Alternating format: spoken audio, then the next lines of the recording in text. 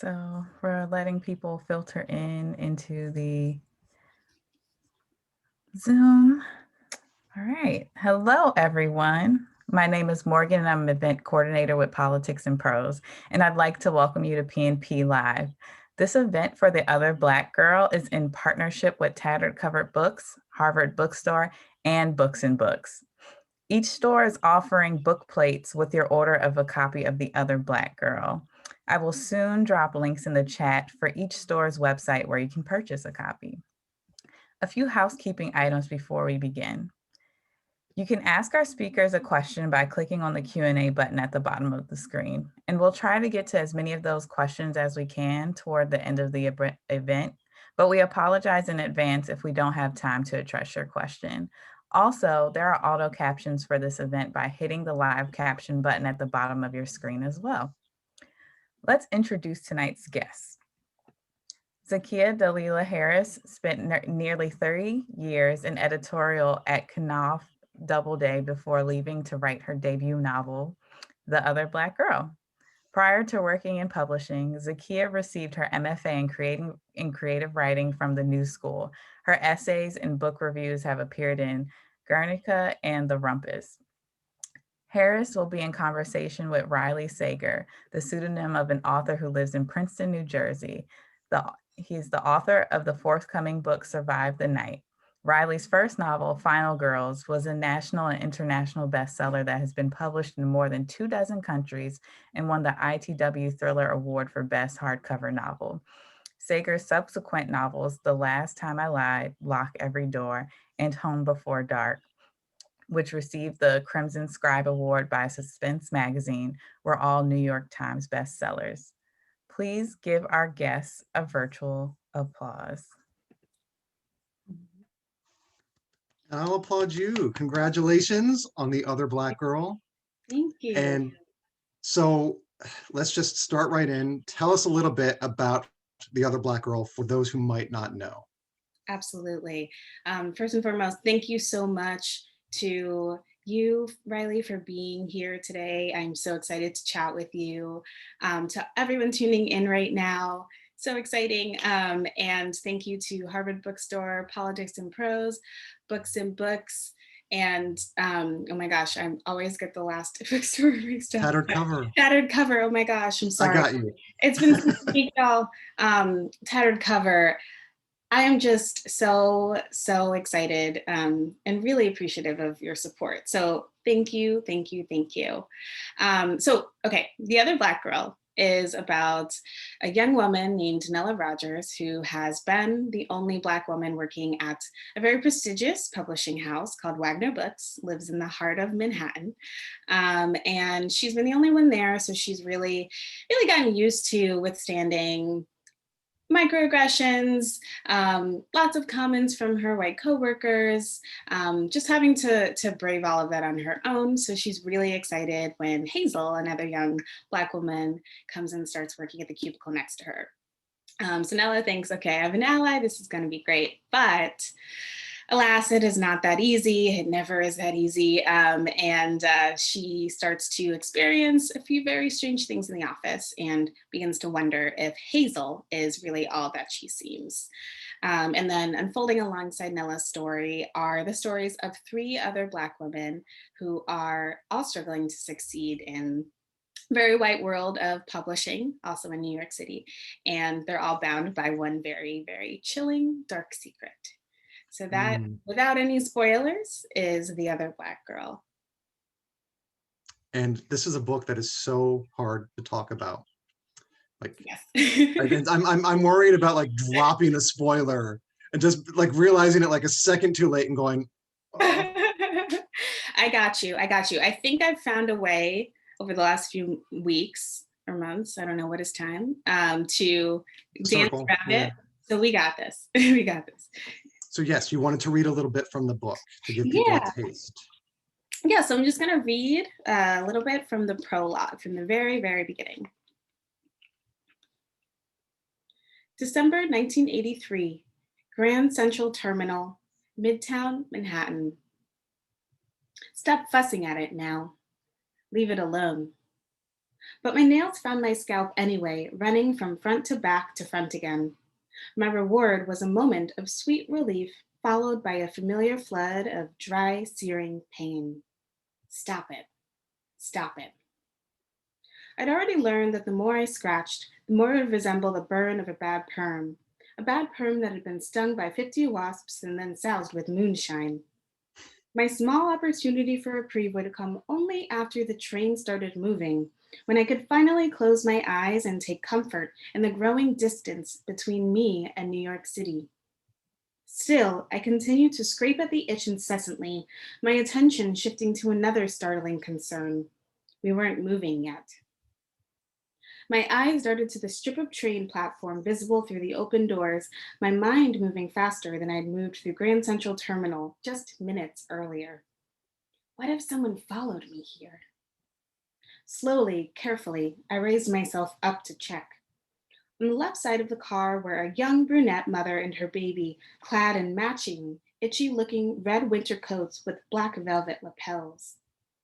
On the right was a gray haired, greasy looking man with his forehead smashed against the glass window, snoring so loudly that I could almost feel the train car shake. We were still the same four we'd been when I ducked into this car 5 minutes earlier.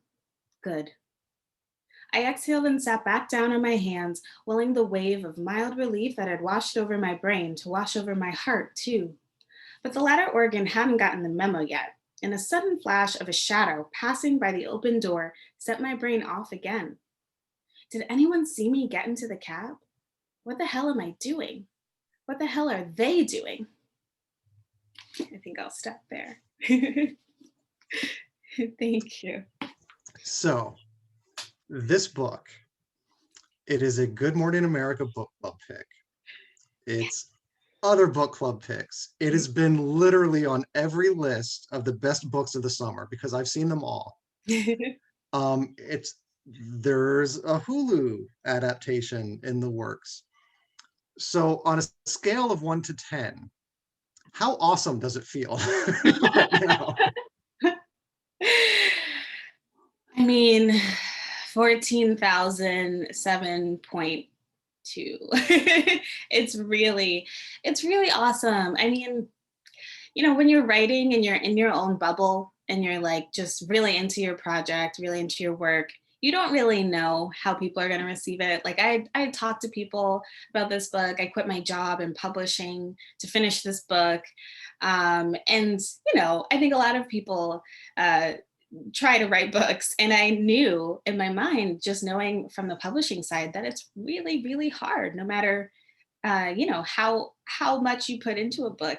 There's so many factors that go into how it's received, how it's published. So I just did not expect this kind of wave, and I'm just so grateful and so excited that people have connected with it, so many different kinds of people. So it feels really good. And you really answered, like, my next question was going to be, on Tuesday you shared a picture of you in Times Square, Yes.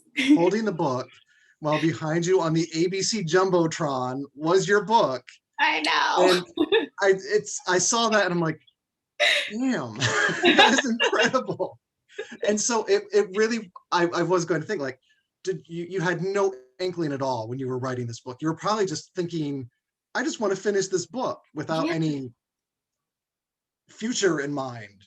No, I mean, I'd always wanted to write. I grew up loving writing, loving reading, always knew that, but it's hard. It's hard to make a living off of being a writer. It's hard to have that discipline. I think the older you get, and once I went into publishing, that's really a style of life that I felt like I had to really adhere to. So trying to work on my own stuff got harder, as I rose up, I guess. And so leaving to just finally see this through, see my dream through, and hoping it would go well, and knowing that I had conversations with friends who were like, oh, that sounds great, but like, that's what friends are for, right? You also don't know. I just, and being in Times Square and seeing this thing up on the Jumbotron, and remembering like the moment when I decided to quit, remembering like every decision I've made that led to that moment is just like it's a whoosh. It's just a whoosh of feelings.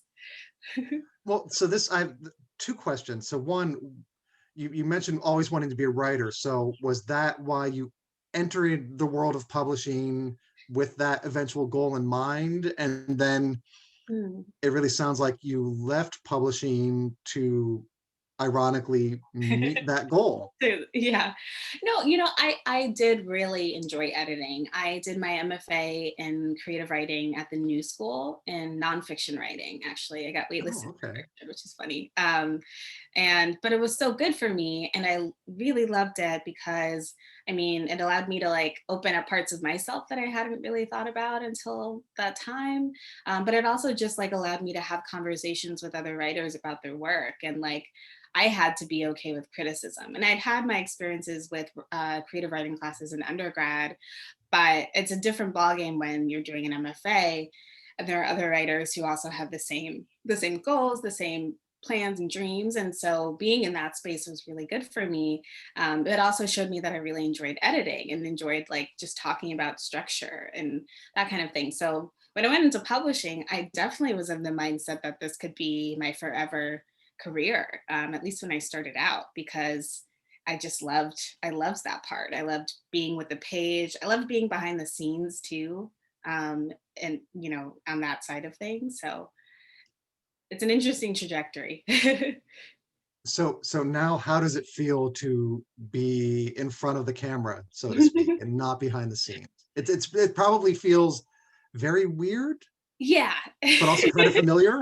It is. I mean, an example of like my love of being behind the scenes, like I was in set crew in high school, like I was a painter. I took pride in that and like loved being the unsung hero and not, being in the forward facing thing. But and it's been now, I think, an adjustment for me because I love talking to people. Like I worked in a lot of frontward facing jobs. I worked in coffee shops and pie shop and cupcake shop. But um, so that's always been a part of me. But really, it's just been fun talking about my work. And I'm sure you know exactly this feeling, just how nice it is to like you worked on this thing again. You're as a writer, we're oftentimes in our bubbles, but to be able to have these conversations, to have someone point at something and be like, oh, like you did this thing, and then to like be like, wow, I didn't even think about it that way. It's like such a good feeling. Yeah, we are like, it is such, when you're composing a book and working on a book, it is so solitary. Like Yeah. you are just alone with your thoughts, and a lot of times they are not happy thoughts. No. And so when you do get a chance to be amongst humans again Yes. and interact with them, Yes. and it's just, it's refreshing. Like I am been a full-time writer for several years now, so even before the pandemic I was stuck at home most of the time alone working on a book, and I would find myself like really chatting up like the grocery store cashier or Yes. something, just Yes. because. Yes. And Same. I didn't even realize I was doing it, and I'm like, they really just want me to pay and leave, don't they? Yeah. So events like this, we tend to be just like "Gah, gah, gah, gah," because like we just don't get to do it a lot. Totally. Totally. But Same.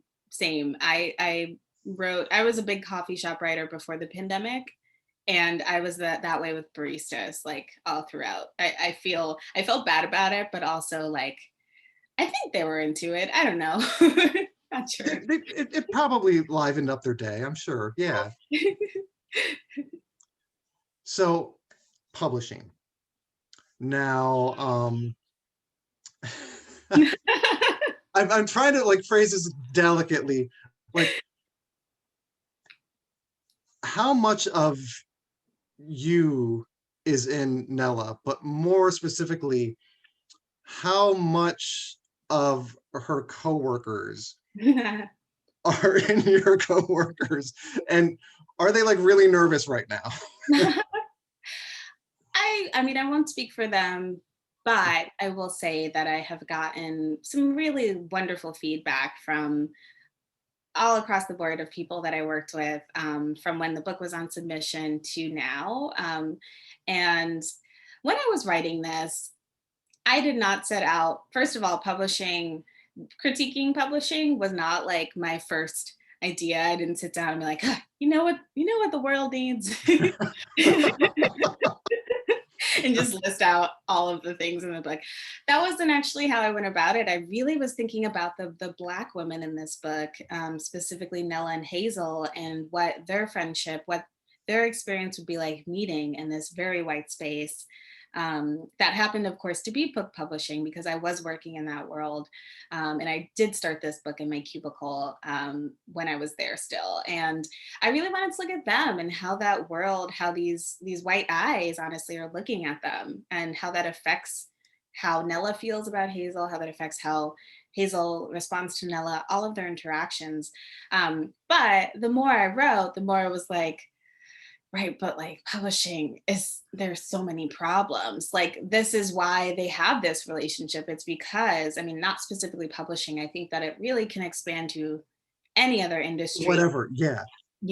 And so yeah, I really wanted to capture the vibe, the kind of old-fashionedness, if you will, of publishing itself. I think it's really fascinating the ways it works. And I know not every imprint is the same, but it definitely felt in some ways like we're in like 1950s Mad Men a little bit. And that's Yes. also, I think that's part of what I did enjoy about it was there was an earnestness, I think, in a lot of, at least when I entered it, I truly felt like I loved being a part of this bigger thing of where we have such a big say in what people are talking about, what people are reading. But of course, when I looked around the table, as I wasn't the only one like Nella in the book. Thankfully, I had it far better than she did. But I mean, I still was the only Black woman full-time person working in editorial. And so looking around the table and again, not seeing other Black women in editorial having these conversations that, of course, that also affected those conversations and what we bought and what we valued in a lot of ways, in ways that I don't think a lot of people even thought about. But I was thinking about those things. And so that part really was what I was trying to get into Nella, just what it's like to be in this space, to really want this thing too, that like she feels this responsibility in a lot of ways to be that Black female editor. And I know like I've felt that way with this job and with other jobs, like of just like, I'm representing all Black people. My being here is going to pave the way. So that was really what I was channeling. But there's no one specific in the book. The funny thing is when my agent and I were talking to publishing houses, so many people were like, I know this person, I've seen this person, I am this person. Like I've gotten so much feedback like that. And that's really what I wanted to capture, just how it's just an amalgamation of, all of the different personalities. Well, it's interesting you mentioned about like, Nella is the only Black person in that office, and she does have to bear this pressure and this weight that she shouldn't have to bear. Right. And then, in walks Hazel, and she thinks, finally, I can sort of, we'll bond and we will share this weight together, and maybe we'll just conquer this place. Mm-hmm. And that's not quite what happens. Yeah. And so Hazel is fascinating because I know from, my experience working in the world of journalism and different newsrooms, there's always that one coworker that you just can't get a read on. Is that like, what Yes. is her deal? Like, Yes. why, what's her deal? And you can never quite figure it out. And that's, Hazel has that. So like, how did you go about writing her character? Yeah. Oh, that's such a good way of describing it, because I think that's so right. I think that is common. I'm thinking of every job I've ever had now and like that one person. And There's always that one. there's always that one. And it's extra loaded with Nella and Hazel, of course, because Nella is like, we're both Black and we made it here. Like I thought we would be friends. And yeah, I mean, so thinking about Hazel came from a lot of things. Hazel came from my own anxieties that I had when I was younger about being a Black person who had mostly grown up around white people, which is another thing I share with Nella, just kind of that being used to navigating those spaces, and what that means for her sense of self, what it means for her confidence. And so, I mean, I had experiences as a young person when I got to high school of like other Black people saying I talk like a white girl, or like, why are you participating so much? Like those kind of things. And those got to me as a young person, and I still think about them. And those are the things I was writing about when I did my MFA, I mentioned earlier, like exploring those kind of parts of me. And so I think for me, Hazel really is the person that Nella felt like she had in her, she's the person that was in from her past. I think the people who would tell her, you're not down enough, you're not this enough, you're not that enough, in a lot of ways. But also Hazel's not that. There's a lot of other stuff going on too. There is some, there's just a lot of mixed signals, I guess, try not to spoil, but so that complexity and that relationship, that is just like hot and cold. And it's especially, I think, exacerbated by the fact that they're in this like office space. Remember what an office is like? I do, And not anymore, no. but like all of the, when you, even beside the fact that there are two Black women, when you take any office environment like that, it's a bubble. It's such an interesting, it's got its own ecosystem, it's got its own subtext, everything. So what that's like and how that also influences Nella's kind of anxieties and kind of dashed hopes, I guess, in terms of what she's expecting to get out of Hazel. And the flip side of that is Nella's relationship with her best friend. Yeah. And that is so warm and loving and supportive. And I'm so glad you put that into the book, because it is that provides that much needed balance to the really fraught relationship that Nella had with Hazel. Yeah, that's really what I wanted. I mean, this book is also like about work-life balance and how kind of what not to do, I guess.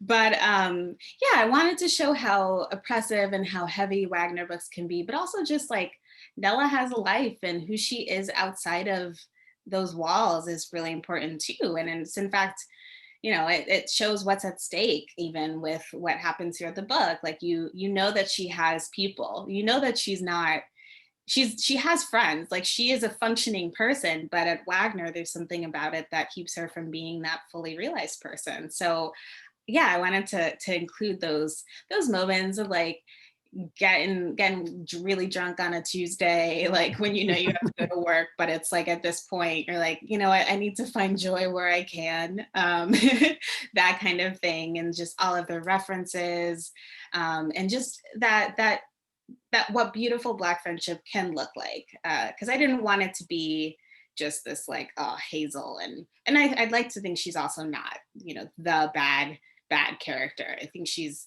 hopefully she comes across as nuanced and has reasons for also why she is the way she is. I think she does. Yeah, I think she did come across as very nuanced and balanced. But the book, so it is genre defying in the best way, and it's sort of publishing world satire, dark comedy. And that's one thing I was not expecting before I started reading it, is that it is funny in parts. Like it is like laugh out loud funny. And I'm just like, it's great. It's that, it's thriller, it's even horror, some sci-fi maybe. So it's like, how hard was it to sort of balance all of these different things in this just expert tightrope walk that you did? Like it's Yeah. really impressive. Thank you. It was pretty hard. I mean, I think for me, a lot of the funniness and the jokes and the conversations are just conversations I have. I was really mirroring them after conversations I've had with my friends, with my Black girlfriends, with my white partner, with the Nella and Owen sections. I mean, I like to just I like to make references and kind of poke fun at things, but I also like wanted to show just all of the ways in which, you know, that especially Nell and Malika are able to function and have a wonderful relationship despite all of the things happening in the world. And I know for me, the book was really keeping the funniness in there was important for me because it can be really dark, pretty dark in some parts. And having that levity was important to me. But also, I have to say, I am a big horror fan too, a big sci-fi thriller, like grew up watching Are You Afraid of the Dark, loved Goosebumps, loved like all of those kind of shows and books that start off in our world, but then go down a rabbit hole, like Blue Velvet, also just like Ooh, yes. Rosemary's Baby, the kind of slow burn. I love that. I love that in a story, no matter what kind of format it is. And so I knew from the get go that this book would have those kind of creepier elements. I wasn't exactly sure in what form, but I knew how it would end. And I knew that there were things happening that the reader would find out about later on. Well, I was just going to get to that. Like, were some of these things a surprise? Like, like we're like, okay, this is getting more horror-y than maybe I intended to, or this is getting more thrillery than I intended to. And did you Yeah, have to pull back sometimes? yeah, no, definitely. I had to, and honestly, I really had to pull back on the office, the workspace, because that when I first wrote a draft, it was all Nella's point of view. The other characters were in it, but it was all through Nella's perspective. And it's a lot of office stuff, and I feel like that can get really heavy for a reader. I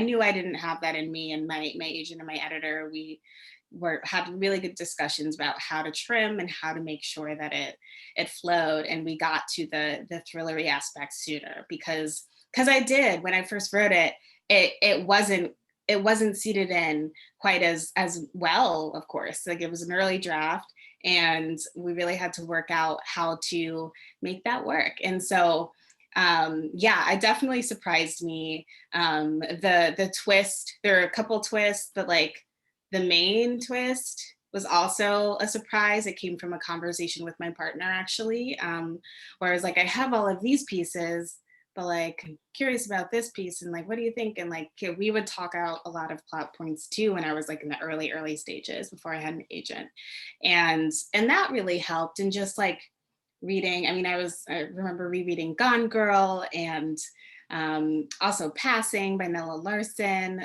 was a big influence for this book. And so I don't know, I was just trying to also channel other things too that did it so beautifully, of kind of slipping in these kind of elements, because it's hard. Like I mean, you're so good at it. You're amazing It's, at but it's a it. lot of work and a lot of trial and error and a lot of just really messing up sometimes and being like, why did I ever think that this particular thing would work? And Yeah. then you just find your way to the thing that does work. Totally. Well, I think messing up that's so important. I think you're so right. I needed to get that draft out. I needed to figure out what not to do. And a lot of it was like, if I take this and put this here, all right, so this means this for the reader, but then this part is like not as impressive here. So like a lot of just like Jenga of all those parts. That is a perfect analogy right there, Jenga. Thank So when I was reading, and you did seed it very well, because you. like when I realized what was going on, and that's all I'll say about it. But I was like, oh, so this is why this conversation happened, and this conversation happened, and why this scene took place, and why, and it just was like that kind of ta-da kind of feeling, and I'm like, wow, that's smart. And then my other response was, that's so audacious, because it is. What's going on in this book is audacious, and I just like, when I got to the thing that we're not going to talk about it, like I just was like, Well done. Well played. That means so much coming from you. Oh my gosh. Audacious. I love it. I think that should be, I'm going to use that word. Like it really is. And was there a fear that maybe like, did you have any second thoughts about that? Totally, totally. I mean, it's not something that I think really happens. I mean, if I may be so bold, it's like coming up with comps for the book was really difficult. Get Out was the first thing that came to mind for me when I was querying agents, because I like, okay, well, because that movie for me, I don't remember what the trailer was like. I'm sure the trailer was like pretty creepy.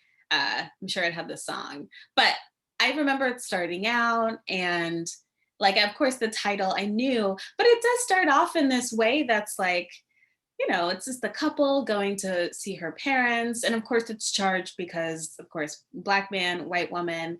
But I still kind of got lulled into that a little bit. And so then to have those little elements, I mean, the deer at the very beginning, I think it was a deer, and then little bits here and there was really satisfying for me. And that I had the same moment of like, oh, like that's why that was important. That's why he looked a little too long at him in that weird way. Like, all of those things are so, for me, so satisfying as a consumer. Yeah, the silent auction was for like with that. Yeah, that movie is so good. Yeah. I gotta watch it again. Watch it, everyone, if you haven't seen it yet. So since we're talking about film and television, let's talk about the Hulu thing. Mhm. Now, how involved are you in the process of it's going to be they're trying to adapt it into a TV show, correct? TV show, yeah, yeah. I have been co-writing the pilot with Rashida Jones, which has been so much fun. So much fun. So much learning. So much like having to pull back in ways that as a writer I'm not used to doing on, for prose. And but it's been really fun. They wanted me from the get-go to really be a part of it as much as I wanted to be. They wanted me to co-write it. And so to off the bat have that kind of confidence or feel like that kind of confidence was felt in me, made me just like awesome, be like, this is great. But I will say at first, at the very, very beginning of all those conversations, I was nervous because it's your baby, right? Like Right. you don't know. I didn't, when I wrote it, I didn't have any ideas of it being adapted. I just was like, book, cool. If it becomes a book, I'll take it.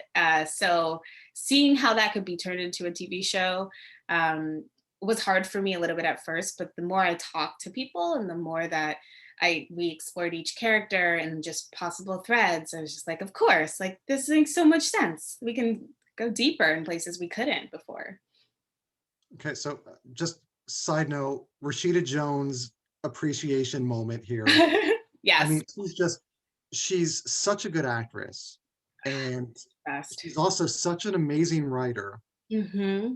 And she was Ann Perkins on Parks and Recreation. And Yes. so that is, you are living the dream right now with working with her. That's so cool. I am. And the thing that's been so great about it is that like going into it, she was like so excited about it, so enthusiastic, and like, I want to help you through this process. Like this is gonna be great. We're gonna work together. And coming into it in that way, and of course it stayed that way throughout, has been really fulfilling because I don't know that world at all. And you just don't know. And I feel like I've heard horror stories about writers being on the other side of it, in the film TV space, and none of that happened to me. None of that has happened. I've just been really fortunate to have that. So excited. Well, that is awesome because I too have heard those horror stories, and that's why like people have asked like, oh, would you want to adapt one of your books or would you? And it's like, no, I'm good. I Right. don't want to. It's just Yeah. I would love to secretly, but it also terrifies me this idea of working in like, I finally gotten a grasp on how publishing works. Right. It's like, oh, now I have to learn how Hollywood works too. Like that's too intimidating for me. I'll just stay in my room here. Yeah. So what books, movies, TV shows like inspire you, and especially what books, movies, and TV shows maybe inspired the other Black girl? You did already mention a couple of them, but were there any more? Yeah. I mean, Kindred by Octavia Butler was a big one for me. I read that for the first time in high school. And so, as a 17-year-old, reading that kind of book about slavery in a time when all you're reading about slavery is, essays and memoirs and or autobiographies and just those kinds of accounts. So to read a book where it's literally picking up someone from, I mean, I think it's set in the 70s, but it still feels very current. So picking someone up from present day and putting them into that context, it's like, wow, what? And that's audacious to That me. is audacious, yes, with a um, capital A. with a capital A. So that's one book. I mean, so many Issa Rae inspires me. I think for her to come on the scene when she did for me, I mentioned earlier like my nervousness about not being Black enough as a young person, but seeing her show Awkward Black Girl on YouTube like back when I was in college was such a game changer for me because I don't know, it's just this one other example of Blackness, one other example of a Black woman trying to figure out lots of different stuff. And it's not only about her being a Black woman, it's also just about her being a woman. And it just to me seemed really revolutionary. So she inspires me. And yeah, I mean, Key and Peele also, we talked about Get Out, but there is a Key and Peele sketch that also kind of informed this work. I mean, I don't remember when I saw it. It was definitely years before I started writing this, but there's like an a cappella group episode where I can't remember which one starts off in the a cappella group, but it's basically this a cappella group of white guys.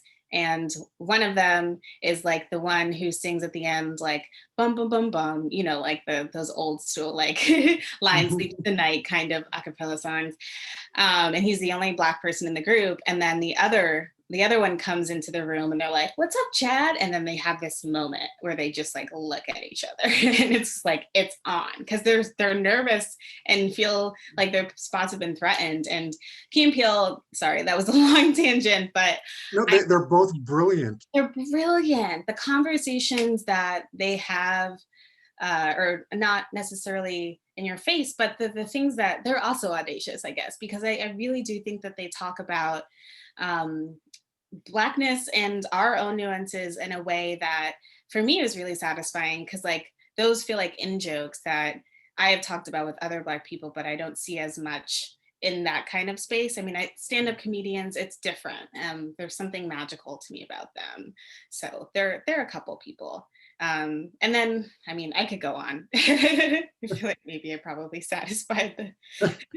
So I've tried to get started on Twitter, it is hashtag Hot Book Summer. Yes. There is an insane amount of amazing books coming out this summer. So many. So what are you reading? What have you read that you've just loved? Yeah, I mean, I haven't gotten to get started on any of the summer books yet. But I have been reading All Her Little Secrets by Wanda Morris, which comes out in November. It starts with, I mean, I started it, I'm working my way, trying to do everything, but it's so immediately immersive. It starts with a Black woman who is a lawyer finding her white lover, who is also her boss, who is also married, I believe. She finds him dead in the office and then is just like, you're off. And it's so fun. I cannot wait to dip into it this summer. It's also, workplace politics, that kind of, to me, it has a sort of, maybe not Hitchcockian, but just that setup where it starts, that's not a spoiler, what I just said, it literally starts, that part happens right in the beginning. So it's on. So that's one book. And then I started reading The Prophets by Robert Jones Jr., which is that, yes. so good. It's so good. It's just so beautiful and so rich. Really, really, unlike anything I've read before. And again, talking about slavery, viewing slavery through a lens that I haven't seen before, through two gay Black men. It's just remarkable. So those are a couple of things, but it's hard. It's hard to There's so many things I have. I'm like looking around my room and I just have stacks of books, various places.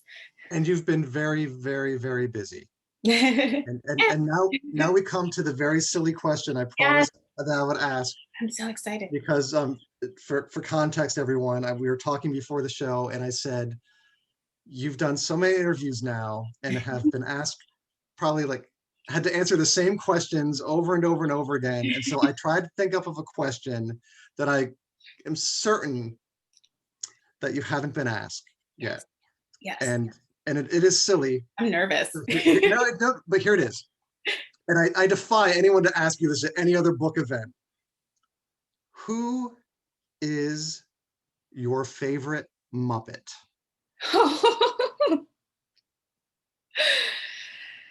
Oh, It can be from Muppet Show, Sesame Street, Fraggle Rock, even if you want to go there. But if you do.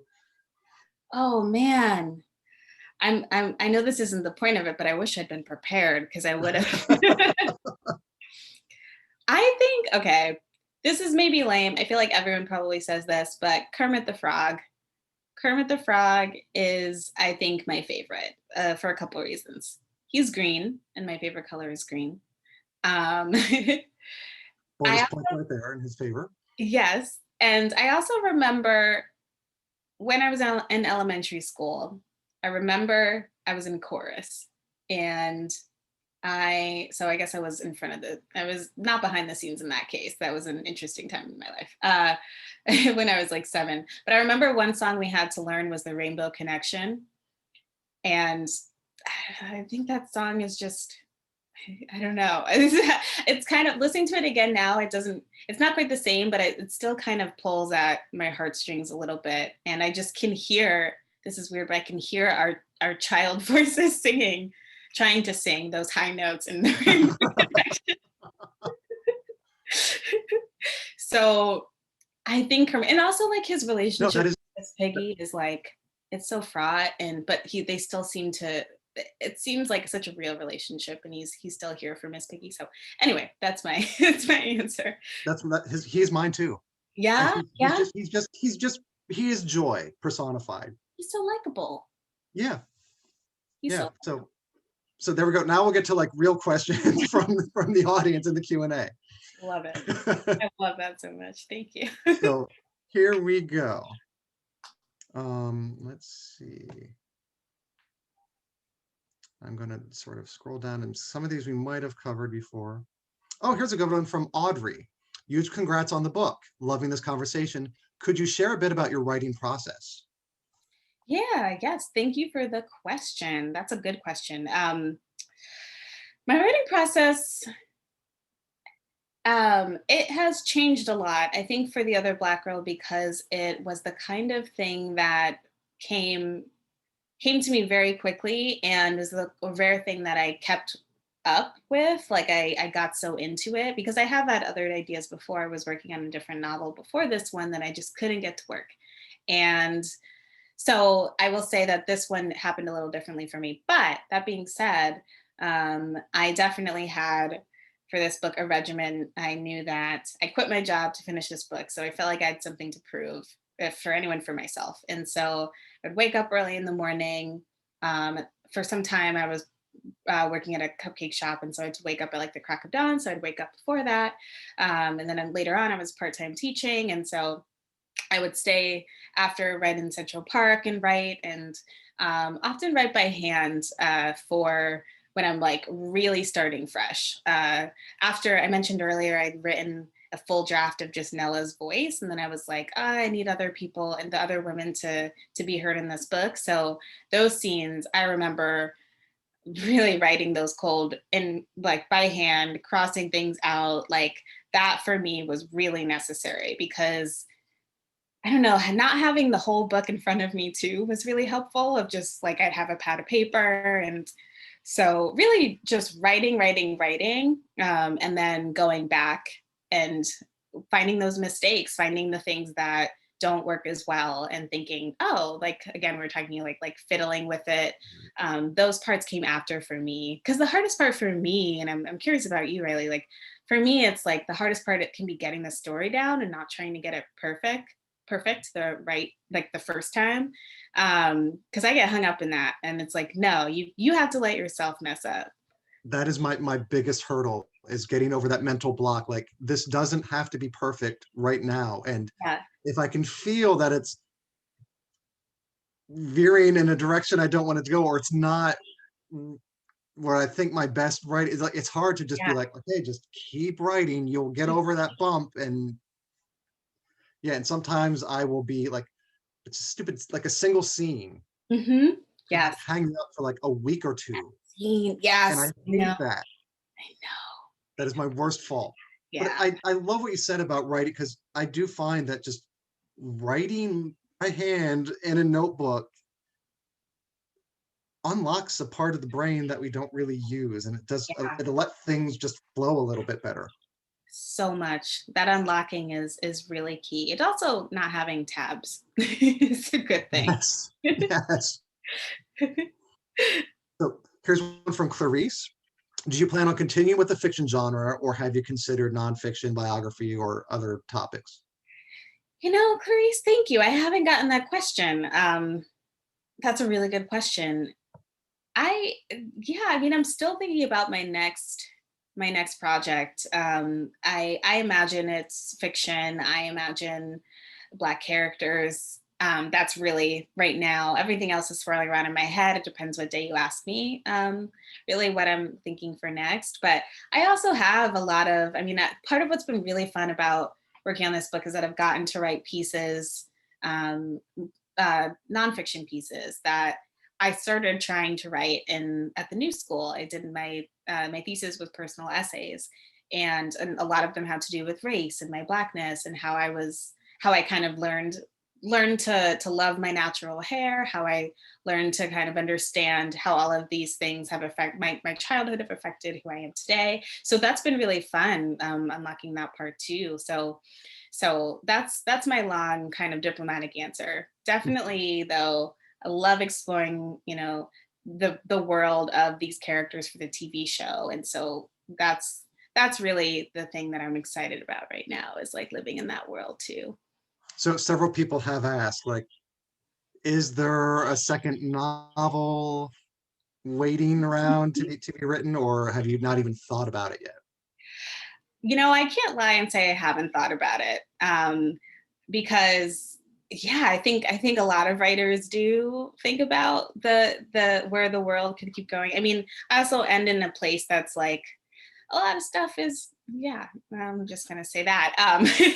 But Hmm. but yeah, no, I mean, I've thought about it, but still figuring it out. Again, the TV show is really allowing me to explore the characters and not their afterlives, but like just the ways in which we can see more of them. So I'm really, really getting my kicks through that right now. But once things are less crazy, I do feel like things will be much clearer, and I'm hoping, we'll see. So here's a good one, and here's one that you've probably, this is from Abiola, and they are going to ask a question that you probably haven't been asked before, but they said you were wearing a brilliant pair of earrings in your conversation with Britt Bennett earlier in the week, and Yes. she wants to know where you got them from. Yes. I'm actually seeing if I don't have the ones I was wearing, but I do have a yellow pair that I also own. Oh, They were wow. these by Black. They are 3D printed. They are from Etsy. I should by now have the name of the company on my mind, but I can. I don't know if I can put it in the chat, but if you Etsy, I almost said Google. If you Etsy the like fist pick earrings, I guarantee you'll find them. They're also, oh, the thing I'll add is on my Instagram page, if you scroll down, there's a picture of the book on a park bench, the finished copy of the US edition on a park bench with these earrings. I tagged the company. Um, I feel so bad I can't remember their name, but check them out. They're really light, and they also work for your. Oh, okay. I'm gonna drop the link while Riley reads maybe the next question. Do you think your work with, this is from Catherine, do you Hmm. think your work with authors in editorial helped you see yourself as an author, and made it easier to work with your editor? Oh, that's a really good question too. Yeah, I think so. I think so. I for sure, I'm not gonna lie, I loved working with authors. That was really my favorite part of a lot of ways of like getting to like send covers, to hear their feedback about finished copies. All of that was such a fun part. But I also was like pretty envious too. I was like, this is so exciting. You're publishing a book. And yeah, I do think that has informed my own experiences. I mean, I know that my bosses both had really wonderful relationships with their authors, and I know every author is different. Every author wants something different from an editor. But I know when I met Lindsay Sagnat at Atria, like it was just a chemistry and a vibe that I had seen at the office I worked at. And I knew that that's what I wanted because I like to be able to talk to my person and have like really honest conversations about my writing. That was really cool too. Just having an editor, having someone who really cared and knew and felt the characters and got the mission from the beginning. So definitely.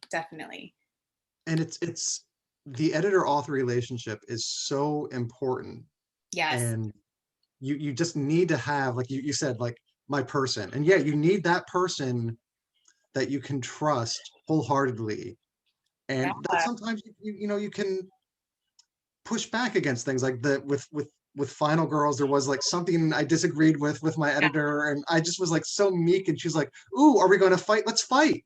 And it just was like, and it was just so refreshing to just be like, okay, let's be honest with each other, and let's Totally. really try to make this the best book it can possibly be together.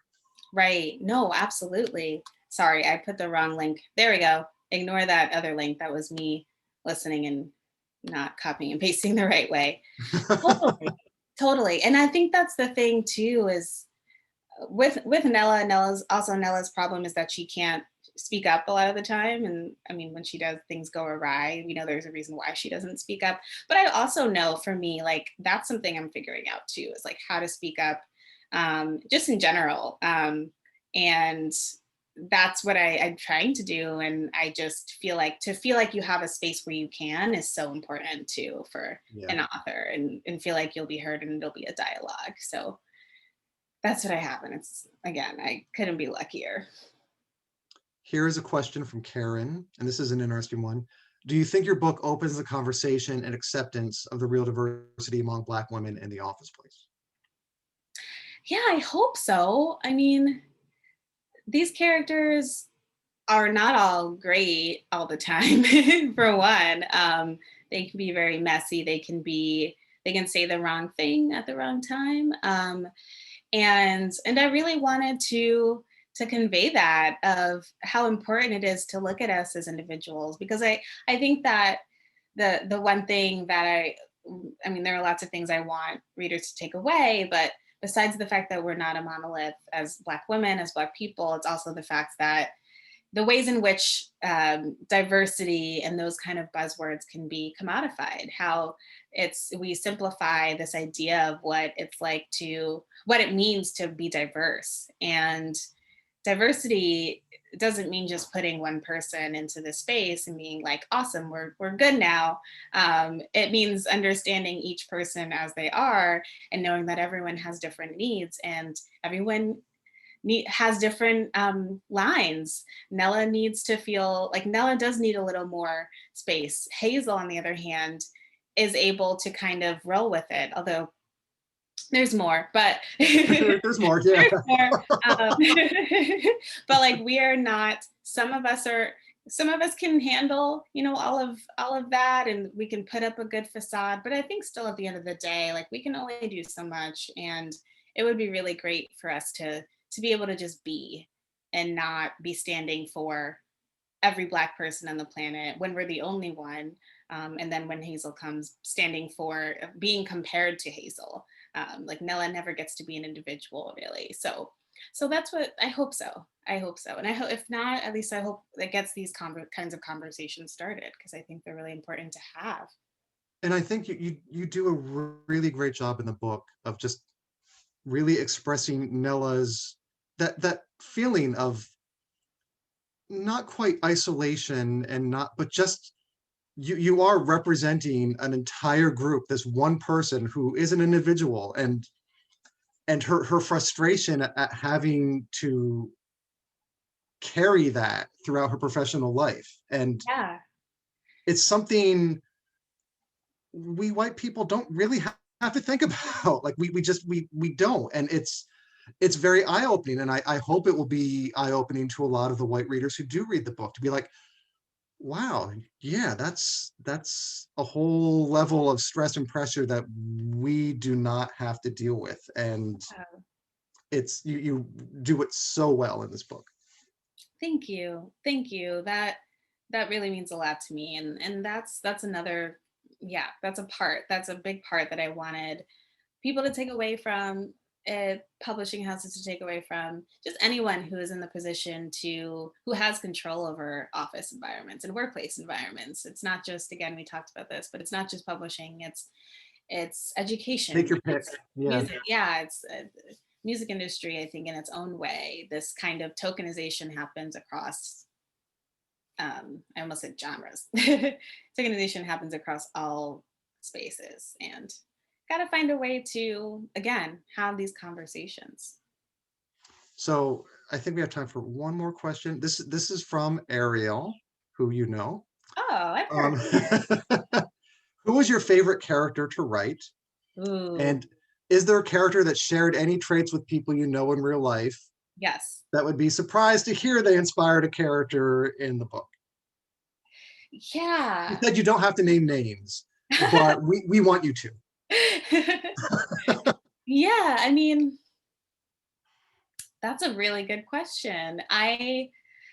Well, the first person that came to mind isn't really someone based on any particular people. I think Kendra Ray for me was really fun because Kendra Ray, really quickly, she's the Black editor who worked at Wagner many years, well, 30 years, not that many, before Nella. And she edited this very big, important book that was written by a Black author. And so their collaboration really means a lot to Nella in the book. But I liked her because she's feisty and she's everything in a lot of ways that I'm not. And to be able to do that through writing was really fun. And then I'd also say Malika, who is an amalgamation of a lot of different Black girlfriends I have from college and then being in New York. I have to shout out Sincere, one of my good friends from the new school, who a lot of conversations I've had with a lot of different friends have made into the book. But I do feel like I was thinking a lot about all the conversations we have, and sometimes we just like go there when it's just us talking. And it was fun to do that with Malika and show this other side of Nella that's like a little spicier, because Malika's got a little more like oomph and brings out that side of Nella that we don't get to see at Wagner. So those are my two. Those are my two. And Anyway, I did think that the relationship and when to touch on the humor of the book again, like they really serve the story well because you sort of let your guard down a little bit yeah, until the dangerous stuff like yeah. comes into play, and it is so well done. And Thank, congratulations on everything. thank you. Thank you so much. This has been such a delight. Oh my gosh. I really, Thank you so much for inviting me to do this. I had a blast. me too.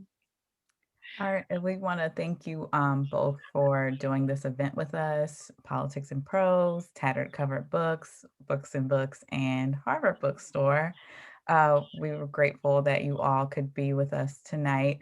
And also those who are watching, thank you for attending this virtual event. All the links are in the chat, so you can pick which bookstore you'd like to buy your book from, and they all have book plates available, as well as the link for the beautiful earrings are also in the chat. And we would like to wish you a good evening. Thanks, everyone. Thank you so much, everyone. Have a good night. Thank you.